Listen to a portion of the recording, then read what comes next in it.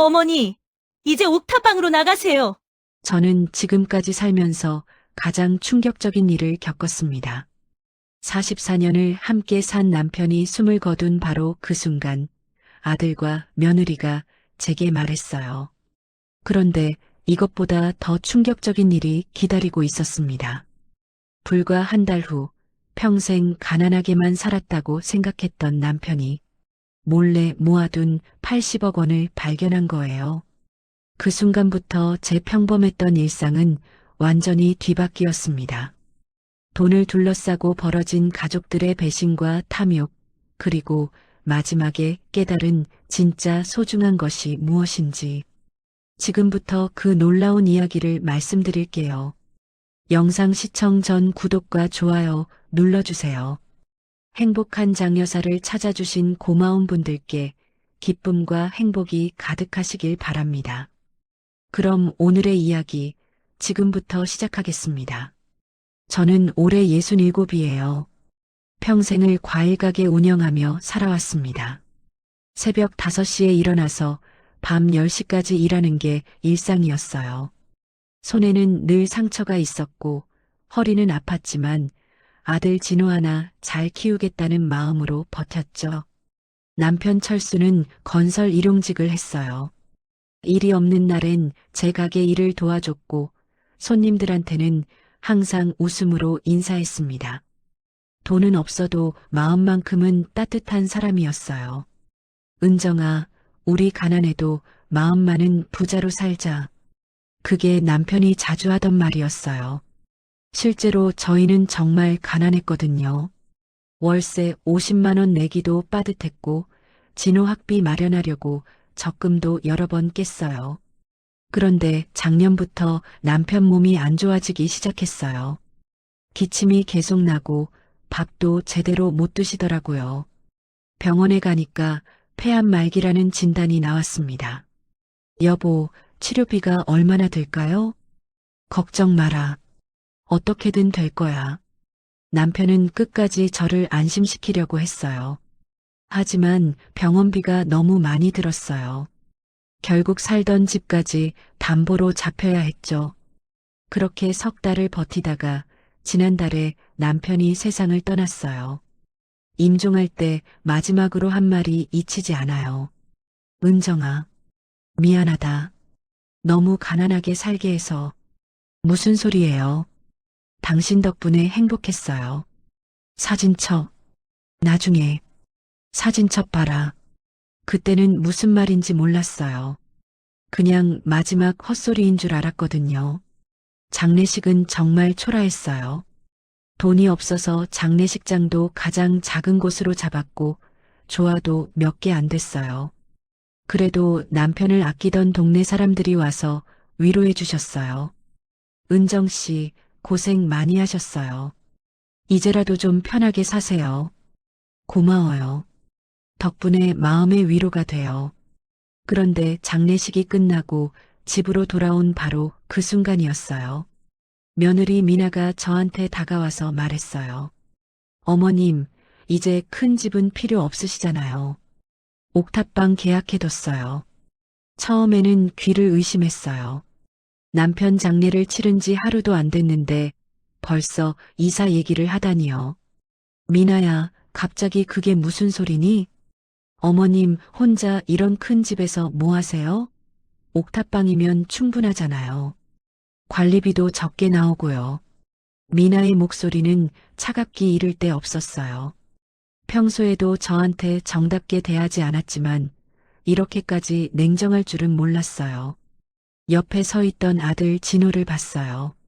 뭔가 말해주길 기대했죠. 하지만 아들은 고개만 숙이고 있었습니다. 진호야, 너는 어떻게 생각하니? 제가 떨리는 목소리로 물어봤어요. 아들이 천천히 고개를 들더니 저를 쳐다봤는데 그 눈빛이 예전과 달랐어요. 따뜻함은 온데간데 없이 사라지고 차가운 계산만 남아 있었어요. 엄마, 아버지도 돌아가셨으니까 이제 현실적으로 생각해야죠. 그 말을 듣는 순간 다리에 힘이 빠져서 주저앉을 뻔했어요. 평생을 바쳐 키운 아들이 이런 말을 하다니요. 현실적이라니. 뭔 소리니? 어머니 혼자 계시는데 이렇게 넓은 집이 필요해요? 옥탑방도 깨끗하고 좋던데요. 진호가 변명하듯 말했지만 제 귀에는 핑계로만 들렸어요. 결혼한 지 3년 만에 아들이 완전히 달라진 거예요. 어머님, 짐 정리는 내일까지 해주세요. 새 세입자가 모레 들어와야 하거든요. 미나가 마지막 통보를 하더군요. 그 말에 온몸에서 힘이 빠졌어요. 40년 넘게 살던 우리 집이 하루아침에 남의 집이 된 기분이었어요. 그럼 이사비는? 저희가 옥탑방 보증금은 내드렸어요. 이사는 어머니가 알아서 하시고요. 미나가 서류 뭉치를 제 손에 쥐어줬어요. 계약서였어요. 제 의사는 전혀 묻지도 않고 벌써 다 정해놓은 거였죠. 그날 밤 저는 남편의 유품을 정리하면서 펑펑 울었어요. 결혼 반지, 낡은 시계, 읽다 만 신문. 별것 아닌 물건들이었지만 하나하나가 추억이었어요. 여보, 당신이 살아계셨으면 아들이 이러지 않았을 텐데. 과일 가게에서 새벽부터 밤늦게까지 일하며 진호 학비를 댔던 기억이 떠올랐어요. 고등학교 때는 과외비까지 대줬고 대학교 등록금도 대출받아서 마련해줬어요. 엄마, 나중에 크면 효도할게요. 어릴 때 진호가 했던 말이 생각났어요. 그때는 정말 순수했는데 언제부터 이렇게 변한 걸까요? 미나와 결혼하고 나서부터였어요. 처음에는 며느리가 생겨서 좋았어요. 그런데 시간이 갈수록 진호가 달라지더라고요. 저한테 오는 횟수도 줄어들고 올 때마다 미나 눈치를 보며 말했어요. 엄마, 우리도 살기 힘들어요. 아이 낳으면 돈 더 들고요. 그런 말을 들을 때마다 가슴이 아팠어요. 그래도 내 아들이니까 이해하려고 했는데 결국 이런 날이 오고 말았어요. 남편 병원비 때문에 집을 담보로 잡힌 건 사실이에요. 하지만 적어도 남편이 살아계실 때는 아들이 이렇게 노골적으로 구는 일은 없었거든요. 남편이 돌아가시자마자 바로 본색을 드러낸 거죠. 평생 뼈 빠지게 일해서 아들 키웠는데 이게 보답이라니. 그때 갑자기 남편의 마지막 말이 떠올랐어요. 사진첩 봐라. 혹시나 해서 오래된 사진첩을 꺼내봤는데 별다른 건 없어 보였어요. 그냥 가족 사진들 뿐이었거든요. 그래서 그냥 다시 넣어뒀어요. 그때는 그게 제 인생을 완전히 바꿔놓을 비밀의 열쇠인 줄 몰랐어요. 이사 준비를 하면서 가장 속상했던 건 아들의 변한 모습이었어요. 평생을 저 하나만 보고 살았는데 결국 돈도 없는 늙은 어미는 필요 없다는 거였죠. 옥탑방으로 이사한 첫날 새벽, 저는 잠을 이룰 수가 없었어요. 지붕이 낮아서 고개를 숙이고 다녀야 했고, 계단도 가팔라서 숨이 찼거든요. 그래도 눈물은 참았습니다. 이제 혼자 살아가야 하니까요. 이제 과일 가게도 정리해야겠구나. 30년 넘게 운영했던 가게를 떠올리니까 가슴이 아팠어요. 새벽 5시에 일어나서 도매시장에 가고 밤 10시까지 가게를 지키던 시간들이 주마등처럼 지나갔습니다. 가게로 향하는 길에 단골 손님들을 만났어요. 은정 씨, 어디 가세요? 아, 김할머니. 가게 정리하러 가요. 에구, 벌써 문 닫는다고 했던가? 섭섭하네. 김할머니는 50년 넘게 알고 지낸 분이에요. 제가 25에 시집와서 가게 시작할 때부터 단골이었거든요. 할머니, 그동안 고마웠어요. 뭘, 내가 고마워야지. 항상 좋은 과일만 골라주셨잖아. 가게 문을 열고 들어가니까 냄새부터 달랐어요. 평소엔 사과와 배의 달콤한 향이 났는데 이제는 쓸쓸한 냄새만 났어요.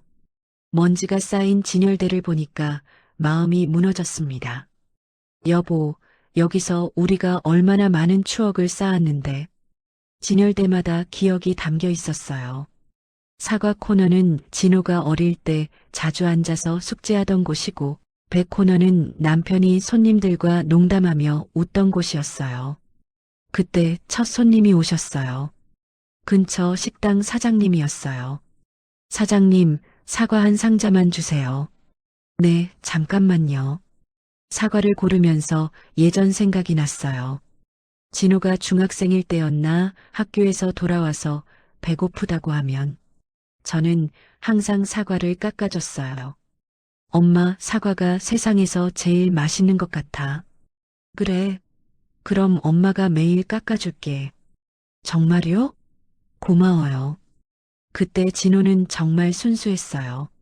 제가 힘들게 일하는 것도 알았고 항상 도와주려고 했거든요. 주말이면 가게에 와서 과일도 나르고 손님 응대도 했어요. 이모, 이 사과 얼마예요? 학생이니까 깎아줄게. 1,000원만 줘. 진호가 또래 친구들한테 싸게 팔아주곤 했어요. 그럼 제가 웃으면서 말했죠. 야, 그렇게 하면 우리가 망해. 괜찮아요. 친구들이니까요. 그런 아들이 어쩌다 이렇게 변한 걸까요? 결혼하고 나서부터 조금씩 달라지기 시작했어요. 엄마, 저도 이제 가정이 있으니까 자주 못 와요. 그래, 그럴 수 있지. 그리고 가게 일도 힘드시잖아요. 이제 그만두시는 게 어때요? 그때부터 진호가 자꾸 가게 그만두라고 했어요. 처음에는 제 몸을 걱정해서 하는 말인 줄 알았는데 지금 생각해 보니까 그게 아니었나 봐요. 사장님 계산이요. 식당 사장님이 부르셔서 정신을 차렸어요. 아, 네. 3만 원이에요. 고생하셨어요. 가게 없어져서 아쉬워요. 고마워요. 그렇게 손님들이 하나둘 와서 과일을 사갔어요. 모두들 제 사정을 알고 있어서 말은 별로 안 했지만 눈빛으로 위로해 주시더군요. 점심때쯤 되니까 진호 어릴 때 기억이 더 많이 났어요. 학교에서 돌아오면 가게로 바로 왔거든요. 엄마, 배고파요. 라면 끓여줄까? 네. 가게 뒤쪽 작은 공간에 가스레인지가 하나 있었어요. 거기서 라면을 끓여서 함께 먹곤 했죠. 진호는 후루룩 후루룩 소리를 내면서 맛있게 먹었어요. 엄마가 끓인 라면이 세상에서 제일 맛있어요. 정말? 네. 나중에 제가 커서 돈 많이 벌면 엄마한테 맛있는 거 많이 사드릴게요. 고마워. 우리 진호가 효자구나. 그때는 정말 행복했어요. 비록 가난했지만 가족이 함께 있다는 게 세상에서 가장 소중한 거였거든요. 오후에는 고등학교 때 기억이 났어요. 진호가 대학 가고 싶다고 할 때였어요. 엄마, 저 대학 가고 싶어요. 그래, 가야지. 당연히 가야지. 하지만 돈이. 걱정 마라. 엄마가 어떻게든 마련해 줄게. 그때부터 정말 죽도록 일했어요. 새벽 4시에 일어나서 도매시장 가고 밤 11시까지 가게를 지켰어요. 손님이 없을 때는 근처 식당에서 설거지 아르바이트도 했고요. 손에는 늘 상처가 있었어요. 과일 박스를 옮기다가 다치기도 하고 설거지하다가 다치기도 했거든요. 허리도 아팠지만 참았어요. 아들 대학 보내야 한다는 생각 하나로 버텼죠.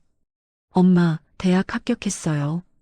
진호가 합격 통지서를 들고 뛰어와서 저를 안아줬어요. 그때 정말 기뻤어요. 내 아들이 대학생이 된다니. 우리 진호가 정말 자랑스러워. 엄마 덕분이에요. 정말 고마워요. 진호가 눈물을 흘리면서 고맙다고 했어요. 그 모습을 보니까 그동안의 고생이 다 보람으로 느껴졌어요. 하지만 대학 다니면서부터 진호가 조금씩 달라지기 시작했어요. 친구들과 어울리면서 다른 집 얘기를 들어서 그런 건지 저희 집이 너무 가난하다는 걸 부끄러워 하더라고요. 엄마, 저 친구들한테 아버지가 회사 다닌다고 했어요. 왜? 아버지가 건설 일 하시는 게 부끄러워? 아니에요. 그냥 점점 진호가 거리를 두기 시작했어요. 예전에는 가게에 자주 왔는데 대학 다니면서는 친구들이 볼까봐 잘 안 왔어요. 진호야, 엄마가 보고 싶어서 그러는데. 엄마, 저도 바빠요. 과제도 많고 핑계가 많아졌어요. 그래도 내 아들이니까 이해하려고 했어요. 대학생이 되니까 할 일도 많고 친구들과 어울릴 일도 많을 거라고 생각했거든요. 저녁이 되니까 장사 정리를 해야 했어요. 남은 과일들을 박스에 담으면서 마지막으로 가게를 둘러봤어요. 여기서 우리가 정말 많은 시간을 보냈는데 계산대 옆에 진호 어릴 때 사진이 하나 붙어 있었어요. 10살쯤 됐을 때 가게에서 찍은 사진이었어요. 해맑게 웃고 있는 모습이 지금과는 너무 달랐어요. 그때 갑자기 가슴이 조였습니다. 심장병 증상이었죠. 요즘 들어서 자주 이런 일이 있었어요. 후, 후, 숨이 제대로 쉬어지지 않았어요. 약을 먹으려고 하는데 손이 떨려서 병뚜껑을 열 수가 없었습니다. 혼자 죽는 건 아닐까 하는 무서운 생각이 들었어요. 그런데 그때였어요. 가게 문이 열리면서 누군가 들어왔어요. 형수님, 괜찮으세요? 돌아보니 남편의 오랜 친구 정태성 씨였습니다. 변호사로 일하는 분이에요.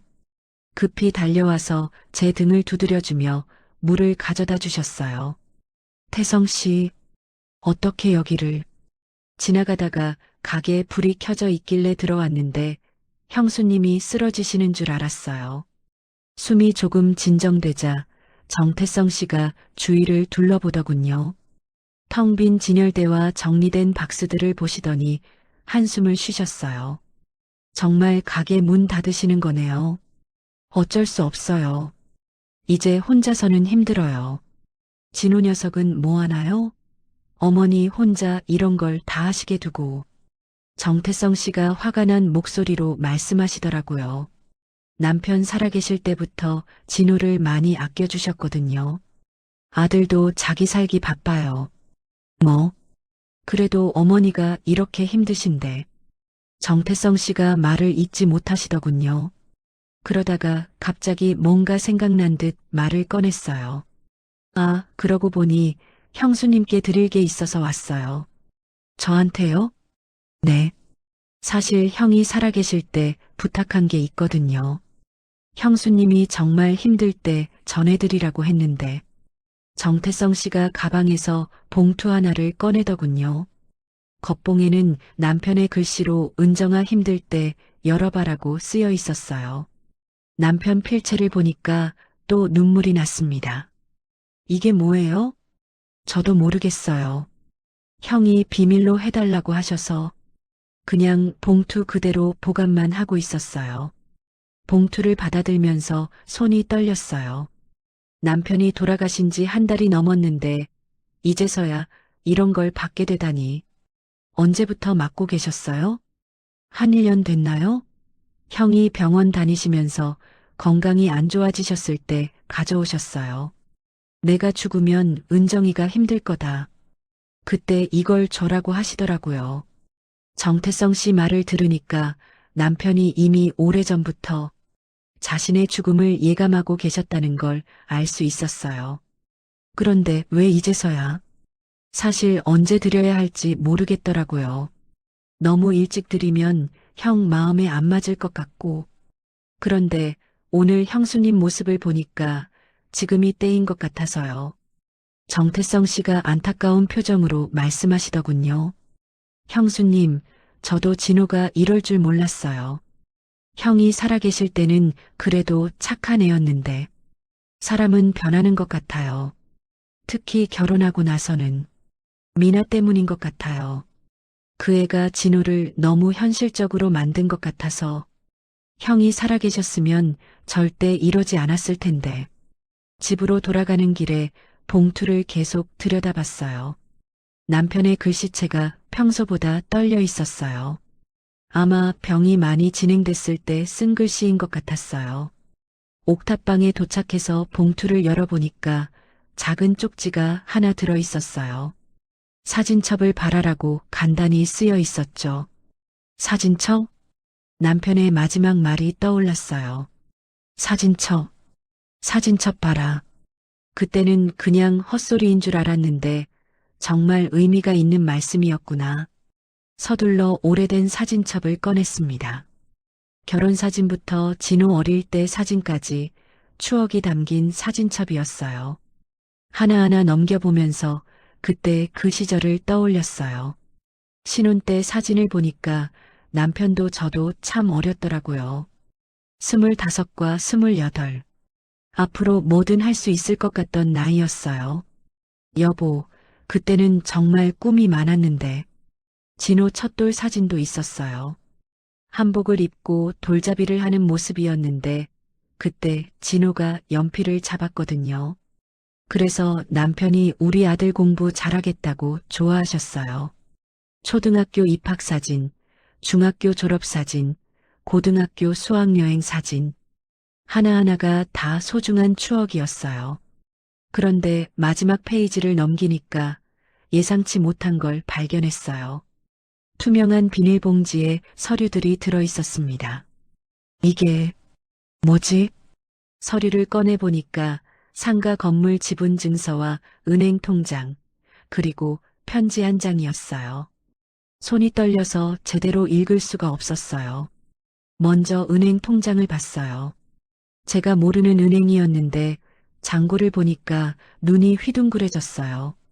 80억 원이 들어 있었거든요. 이게 뭐야? 우리가 언제 이런 돈을.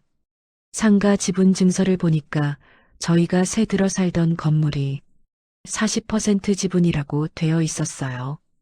그것도 모자라서 다른 상가 건물 지분들도 여러 개 있었어요. 이럴 수가. 남편이 언제. 편지를 읽어보니까 남편이 몰래 10년 넘게 조금씩 돈을 모아뒀다는 내용이었습니다. 과일 가게 수익으로는 힘들었을 텐데 건설 일용직을 할 때마다 용돈을 아껴서 모은 거였어요. 그런데 놀라운 건 남편이 10년 전부터 부동산 투자를 조금씩 해왔다는 거였어요. 작은 상가 지분을 하나씩 사모으며 불린 돈이었죠. 은정아, 나는 표현을 잘 못해서 고맙다는 말 한 번 제대로 못했다. 너 혼자 진호 키우느라 고생 많이 했어. 이 돈으로 편하게 살아라. 그리고 진호한테는 함부로 주지 마라. 그 애는 아직 철이 덜 들었어. 돈이 많다는 걸 알면 버릇 없어질 수 있어. 편지를 계속 읽어봤어요. 내가 건설 현장에서 일하면서 만난 사장들한테서 부동산 얘기를 많이 들었다. 조금씩이라도 사두면 나중에 큰 돈이 된다고 해서 몰래 조금씩 샀어. 너한테 말하면 걱정할까봐 혼자 했는데 다행히 잘 됐다. 이제 우리 은정이 고생 안 해도 돼. 눈물이 쏟아졌어요. 평생을 가난하다고만 생각하고 살았는데 남편이 이런 거대한 선물을 준비해 뒀다니. 정태성이한테 법적인 것도 다 정리해뒀으니까 걱정 마라. 그리고 진호가 철들 때까지는 절대 알려주지 마라. 지금 진호는 돈에 눈이 멀어 있어. 특히 미나가 문제야. 그 애는 욕심이 너무 많아. 남편이 미나의 본성을 이미 꿰뚫어 보고 계셨구나. 저보다 훨씬 사람을 잘 보셨던 거예요. 편지 마지막 부분에는 이렇게 쓰여 있었어요. 은정아, 미안하다. 내가 말주변이 없어서 평생 사랑한다는 말 한 번 제대로 못했네. 그래도 알아줘. 너를 정말 많이 사랑했어. 그리고 고마웠어. 나 같은 남자랑 살아줘서. 편지를 다 읽고 한참을 울었어요. 남편이 살아계셨을 때 왜 이런 마음을 표현해주지 않으셨을까 하는 아쉬움도 들었지만 이렇게라도 마음을 전해주신 게 고마웠어요. 그런데 문제는 그 다음이었어요. 이 사실을 누구한테 말해야 할까요? 정태성 씨야 이미 알고 계실 테고, 진호한테는 남편이 절대 말하지 말라고 했는데, 그날 밤 잠이 오지 않았어요. 80억이라는 돈이 제게 있다는 사실이 믿어지지 않았거든요. 평생 가난하게 살았는데 갑자기 이런 큰 돈이 생기다니. 하지만 동시에 남편의 당부도 잊을 수 없었어요. 진우한테는 절대 알려주지 말라는 것. 과연 그게 옳은 일일까요? 그런데 문제는 그 다음부터였어요. 며느리 미나가 자꾸 찾아오기 시작했거든요. 예전에는 한 달에 한 번도 안 왔는데 갑자기 일주일에 2번씩 오더라고요. 어머니, 몸은 좀 어떠세요? 이거 좋은 과일이에요. 비싼 사과 한 박스를 들고 와서는 다정하게 굴었어요. 그런데 눈빛이 예전과 달랐습니다. 뭔가를 찾는 것 같은 탐욕스러운 눈빛이었어요. 고마워. 그런데 왜 이렇게 자주 와? 아, 그냥요. 혼자 계시니까 걱정돼서요. 말은 그렇게 했지만 제 눈을 제대로 쳐다보지 못하더군요. 그리고 자꾸 집안을 두리번거렸어요. 특히 책장이나 서랍장을 유심히 보는 것 같았습니다. 어느 날은 아예 진호까지 같이 왔어요. 오랜만에 아들이 찾아와서 기뻤는데 미나가 계속 눈빛으로 신호를 보내더라고요. 엄마, 아버지가 남긴 유품 정리는 다 하셨어요? 진호가 조심스럽게 물어봤어요. 그 순간 직감이 들었습니다. 얘네들이 뭔가 눈치챈 것 같다고요. 왜? 무슨 일인데? 아니에요. 그냥 혹시 중요한 서류 같은 거 있으면 저희가 보관해 드릴까 해서요. 미나가 끼어들면서 말했어요. 그런데 목소리가 너무 달콤했어요. 평소에 저한테 차갑게 대하던 사람이 갑자기 이러니까 이상했거든요. 괜찮다. 나 혼자 할 수 있어. 그래도 어머니 혼자서는 힘드실 텐데요. 은행 서류 같은 것도 있을 거고. 미나가 계속 끈질기게 물어보더라고요. 그때 확신했습니다. 얘네들이 뭔가 알고 있구나. 남편이 돈을 남겼다는 걸 어떻게든 눈치챈 것 같았어요. 그날 밤 저는 남편의 편지를 다시 읽어봤습니다. 진우한테는 함부로 주지 마라. 그 애는 아직 철이 덜 들었어. 이 문장이 계속 머리에 맴돌았어요. 아, 남편이 미리 알고 있었구나. 아들이 결혼하고 나서 달라질 걸 예상하셨던 거구나. 결국 일이 터졌어요. 어느 날 진호가 미나와 함께 와서는 대놓고 말하더군요. 이번에는 평소와 달리 둘 다 단단히 마음먹고 온 것 같았어요. 엄마, 더 이상 숨기지 마세요. 진호가 문을 열자마자 말했어요. 인사도 없이 바로 본론부터 들어가더라고요. 뭘 숨긴다는 거니? 아버지가 돈을 남겨놨다면서요? 누가 그런 소리를 했니? 제가 잡아떼려고 하는데 미나가 끼어들었어요. 어머니, 이제 그만하세요. 동네에서 다 소문났어요. 미나가 가방에서 뭔가를 꺼내더군요. 종이 한 장이었어요. 이게 뭔데? 정태성 아저씨 사무실에서 나온 거예요. 어머니 이름으로 된 상가 지분 등기부 등본이에요. 순간 머리가 하얘졌어요. 얘네들이 어떻게 이걸 알아낸 걸까요? 미나야, 너 이걸 어떻게 해? 어머니가 계속 거짓말하시니까 직접 확인해 본 거예요. 등기소에 가서 조회해 봤어요. 미나가 당당하게 말하더라고요. 아예 조사를 한 거였어요. 상가 지분만 해도 몇십억인데 현금도 분명히 있을 거잖아요. 이미 다 알고 있었어요.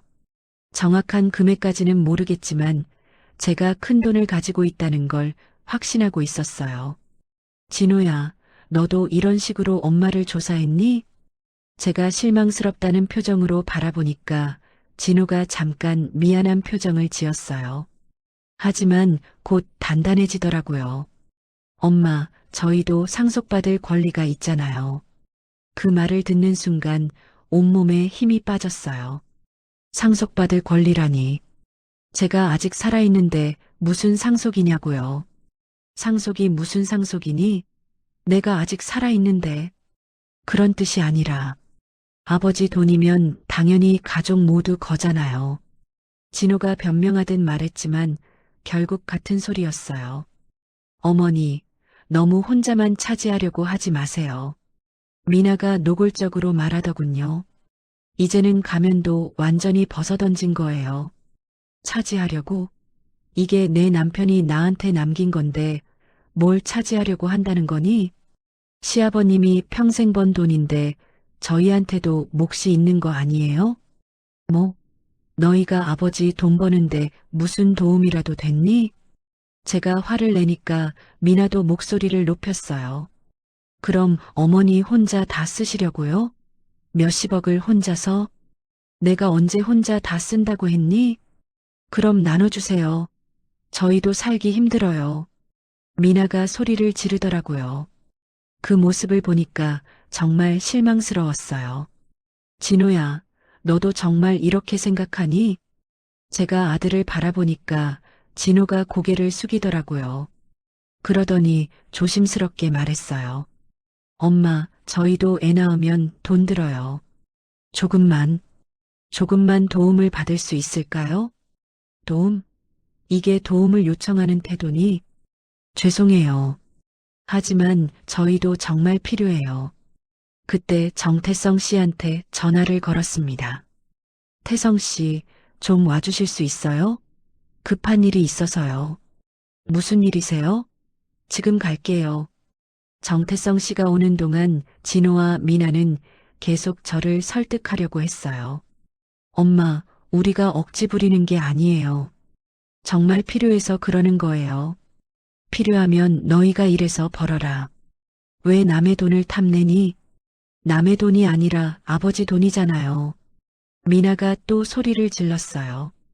그런데 그때 정태성 씨가 도착했어요. 무슨 일이세요?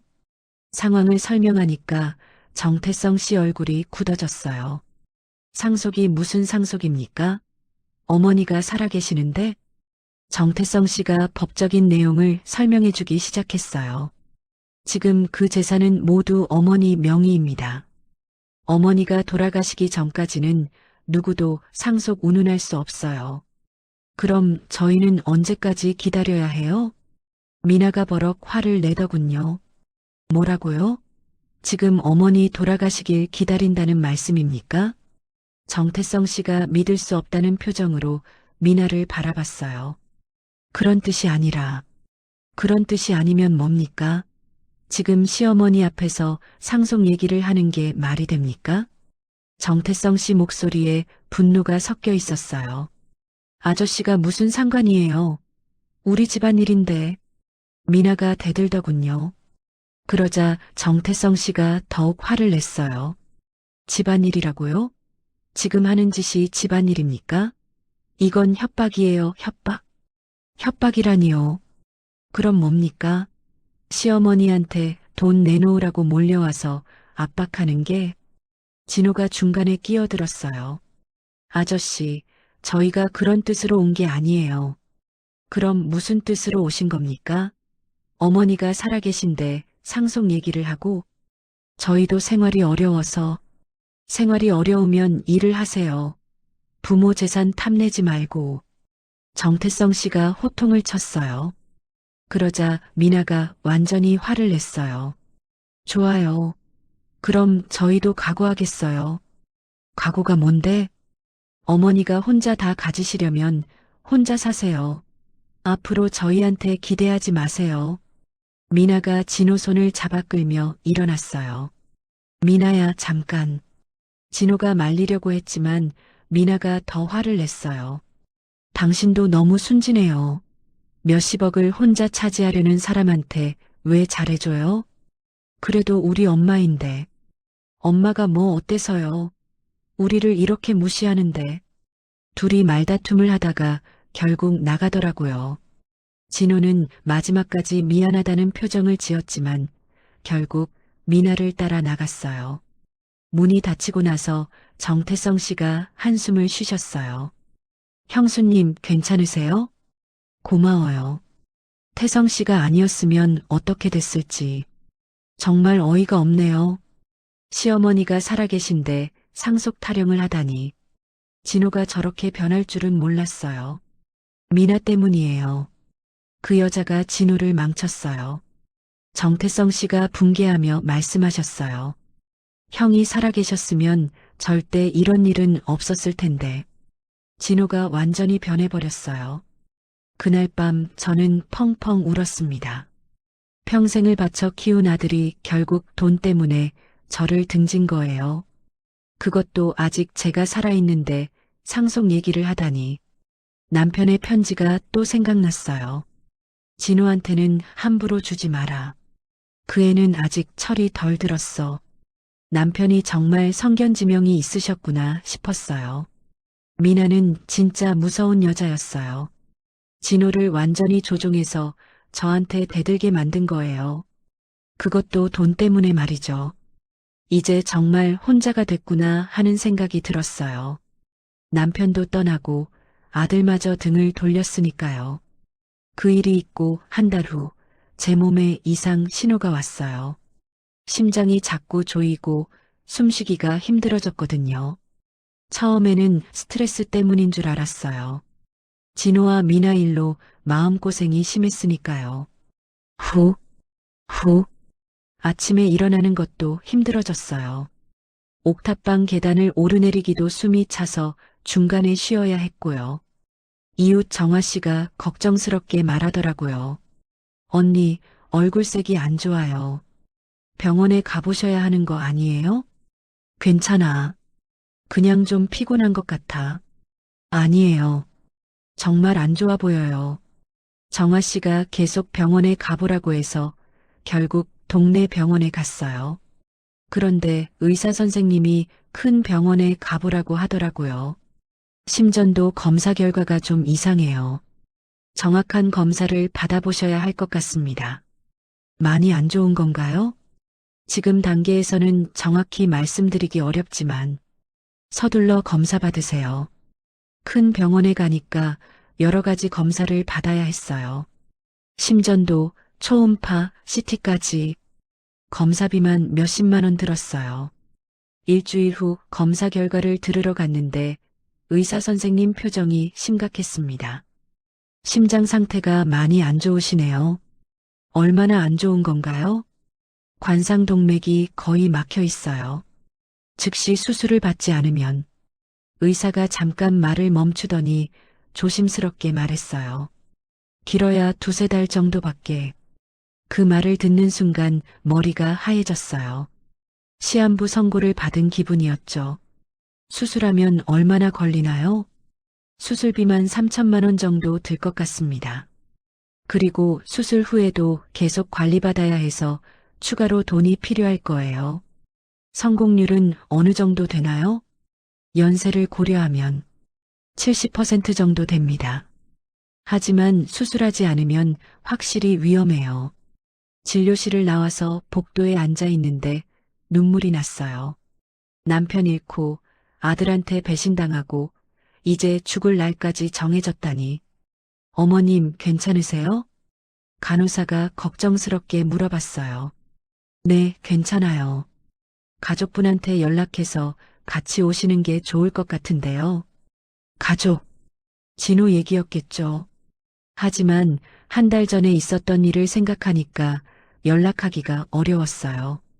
집으로 돌아오는 길이 참 길게 느껴졌어요. 버스를 타고 가면서 창밖을 바라보는데 모든 게 마지막인 것 같았어요. 저 나무들, 저 건물들을 얼마나 더 볼 수 있을까? 옥탑방에 도착해서 남편 사진을 보면서 혼잣말했어요. 여보, 나도 곧 당신한테 갈 것 같아. 그런데 한편으로는 억울했어요. 80억이라는 큰 돈이 있는데 그걸 써보지도 못하고 죽는다니. 며칠 동안 고민했어요. 진호한테 연락해야 하나? 하지만 돈 때문에 소리 지르던 그 애가 내가 죽어간다고 하면 뭐가 달라질까?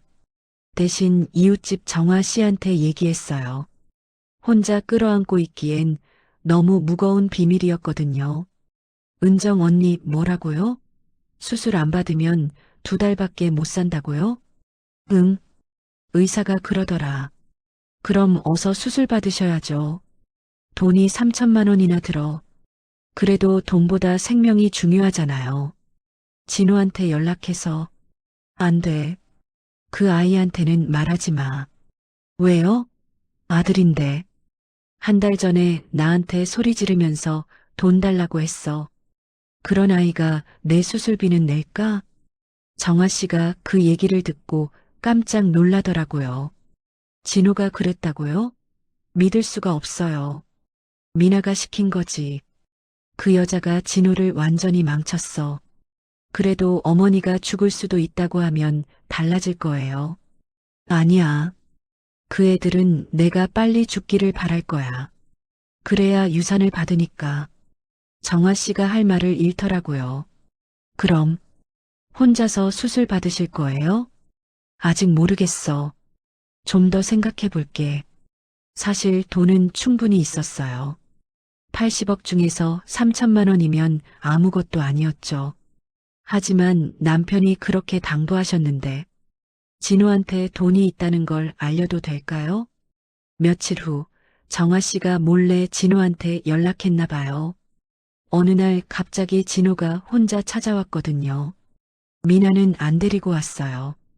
엄마 몸이 많이 안 좋다면서요? 오랜만에 들어보는 따뜻한 목소리였어요. 예전에 제가 아플 때 걱정해주던 그 아들의 목소리 말이에요. 누가 그런 얘기했니? 정화 이모가 심장 수술 받아야 한다고 했는데 정말이에요? 진호 눈에 눈물이 고였어요. 그 모습을 보니까 제 마음도 흔들렸습니다. 그래도 내 아들이구나 하는 생각이 들었어요. 괜찮다. 늙으면 다 그런 거야. 엄마, 솔직히 말씀해 주세요. 정말 별거 아니야.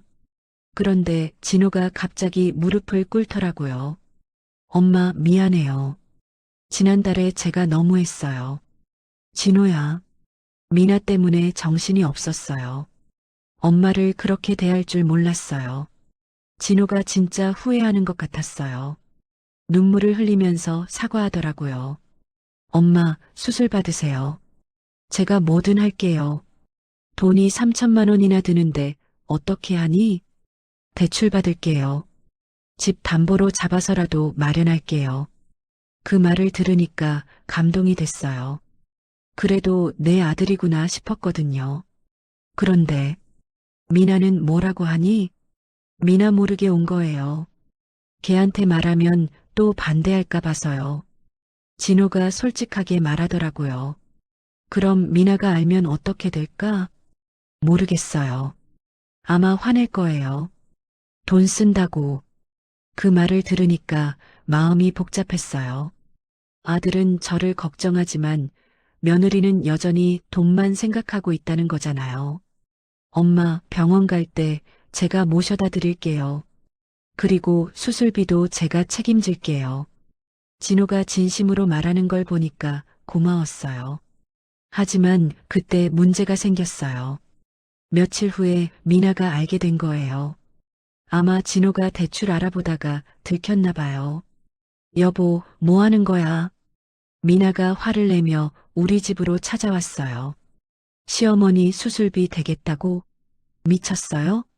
미나야, 우리 엄마가 뭐 어때서요? 몇 달 후면 어차피. 미나가 하다가 말더라고요. 하지만 무슨 말인지 알 수 있었어요. 그 순간 정말 충격이었어요. 미나는 제가 죽기를 기다리고 있었던 거예요. 미나가 하다가 망 그 말. 몇 달 후면 어차피. 그 순간 저는 이 사람의 진짜 속마음을 알 수 있었어요. 제가 빨리 죽기를 바라고 있었던 거예요. 진호가 병원까지 따라왔어요. 의사 선생님한테 직접 들으니까 충격이 컸나 봐요. 검사 결과를 자세히 설명받고 나서 진호 얼굴이 하얘졌어요. 의사 선생님, 정말 수술 안 받으면 안 되는 건가요? 네. 관상동맥이 거의 막혔어요. 이 상태로는 언제 심정지가 올지 모릅니다. 수술 성공률은요? 연세를 고려하면 70% 정도입니다. 하지만 수술하지 않으면 확실히 위험해요. 병원 나와서 한참을 말이 없더니 갑자기 울기 시작했어요. 엄마, 미안해요. 정말 미안해요. 30년 넘게 키운 아들이 제 앞에서 펑펑 우는 걸 보니까 제 마음도 무너졌어요. 진호야, 엄마가 새벽마다 과일 가게에서 일하시는 거 다 봤어요. 손이 트고 허리 아프다고 하시는데도 저 때문에 일하셨잖아요. 진호가 어릴 때 일들을 떠올리며 말했어요. 중학교 때 운동화 사달라고 했을 때도 엄마가 며칠 동안 고민하시는 거 봤어요. 돈이 없어서. 그런데 결국 사주셨잖아요. 그런 거 다 기억하고 있었구나. 고등학교 때 과외비도 그렇고 대학 등록금도 엄마가 얼마나 힘드셨는지 다 알아요. 진호가 계속 울면서 말했어요. 그런데 제가 어떻게 그럴 수가. 엄마한테 돈 달라고 소리치고 상속 타령하고. 진호야, 괜찮아. 괜찮지 않아요. 저는 정말 나쁜 아들이에요. 그때 진호가 무릎을 꿇고 제 손을 잡았어요. 엄마, 수술 받으세요. 제가 다 책임질게요. 돈이 어디 있어? 3천만 원이 적은 돈이니? 집을 팔아서라도 마련할게요. 아니면 대출 받을게요. 진호가 진심으로 말하는 걸 보니까 감동이 됐어요. 미나는 뭐라고 하니? 미나는 반대해요. 반대한다고? 수술비가 아깝다고. 그냥 기다리자고 하더라고요. 기다리자고? 제가 죽기를 기다리자는 말이었죠. 그래서 뭐라고 했니? 싸웠어요. 크게 싸웠어요. 진호가 고개를 숙이며 말했어요. 미나가 그러더라고요. 몇 달만 참으면 큰 돈을 받을 수 있는데 왜 굳이 수술비를 쓰냐고. 그 말을 듣는 순간 온몸에 소름이 돋았어요. 며느리가 시어머니의 죽음을 돈으로 계산하고 있었다는 거잖아요. 그래서 너는 뭐라고 했니? 제가 소리쳤어요. 진호가 떨리는 목소리로 계속 말했어요. 그 돈보다 소중한 건 바로 우리 엄마라고. 돈이 목숨보다 중요하냐고. 그랬구나. 미나가 저한테 바보라고 하더라고요. 80억을 포기하는 바보라고. 80억? 순간 깜짝 놀랐어요. 미나가 정확한 금액까지 알고 있었다니. 미나가 어떻게 알았니? 등기소에서 알아봤나 봐요. 상가 지분이 몇십억이고 현금도 있을 거라고 추측하더라고요. 미나가 정말 무서운 여자였어요. 철저하게 조사해서 파악한 거였죠. 그런데 진호야, 너는 정말 그 돈을 포기할 수 있겠니? 엄마, 돈이 뭐가 중요해요? 엄마가 있어야 의미가 있는 거지. 진호가 눈물을 흘리며 말했어요. 저 어릴 때 아팠을 때 밤새 간병해 주시던 거 기억나요? 열이 날 때 이마에 찬 수건 올려주시고 죽 끓여서 먹여주시고 그런 거 다 기억하고 있었구나. 엄마 없으면 그 돈이 무슨 소용이에요. 이번엔 제가 엄마 간병할게요. 그런데 그때 미나가 갑자기 나타났어요. 우리가 병원에 있다는 걸 어떻게 알았는지. 여보, 뭐 하는 거야? 바보처럼. 미나가 화를 내며 진호 팔을 잡아당겼어요. 당신 지금 뭐 하는 거예요? 수술 동의서에 사인하려고요? 미나야, 우리 엄마가 죽을 수도 있어. 그게 어때서요? 미나가 대놓고 소리쳤어요. 병원 복도에서 말이에요. 몇 달만 기다리면 그 돈 다 우리 거 되는데 수술비로 쓰면 얼마나 아까워. 80억이에요, 80억. 그 말을 듣는 순간 진호 얼굴이 변했어요. 미나를 향해 소리쳤어요. 그 돈보다 소중한 게 바로 우리 엄마야. 너는 정말 인간이니? 뭐, 당신이 지금 나한테 소리치는 거야? 그래, 소리친다. 사람이 어떻게 그런 말을 할 수 있어. 진호가 미나 손을 뿌리치더니 저한테 와서 다시 무릎을 꿇었어요. 엄마, 이번엔 제가 지켜드릴게요. 제 심장이라도 나눠드리고 싶어요. 진호야, 저 정말 후회해요. 왜 그때 미나 말을 들었는지, 엄마한테 그렇게 할 수 있었는지. 미나가 계속 소리쳤어요. 여보, 정신 차려요. 몇 개월만 참으면 되는데. 참는다고? 우리 엄마가 죽는 걸 참으라고? 어차피 늙어서 언젠가는 죽을 건데 몇 달 차이가 뭐가 중요해요? 그 말에 진호가 완전히 화가 났어요. 나가, 당장 나가. 뭐라고요? 너 같은 사람하고는 더 이상 못 살겠어. 이혼하자. 이혼? 당신이 지금 정신이 나갔어요? 내가 미쳤어. 너 같은 사람하고 결혼한 게 미친 거였어. 진호가 미나를 향해 소리치더니 저를 바라봤어요. 엄마, 수술 받으세요. 제가 모든 걸 포기하더라도 엄마 살려드릴게요. 그 말을 듣고 저는 울음을 터뜨렸습니다. 내 아들이 돌아왔구나 하는 생각이 들었어요. 미나는 끝까지 소리쳤어요. 여보, 마지막으로 한 번 더 생각해봐. 시어머니 죽으면 그 돈 다 우리 거잖아. 나가. 다신 얼굴도 보지 말자. 진호가 단호하게 말하더군요. 미나는 결국 악을 쓰면서 나갔어요. 후회할 거야. 나중에 무릎 꿇고 빌어도 안 받아줄 거야. 미나가 나간 후 진호가 제 손을 꼭 잡았어요. 엄마, 정말 미안해요. 이제부터는 제가 제대로 된 아들이 될게요. 그 순간 저는 남편이 남긴 편지를 떠올렸어요. 진호한테는 함부로 주지 마라.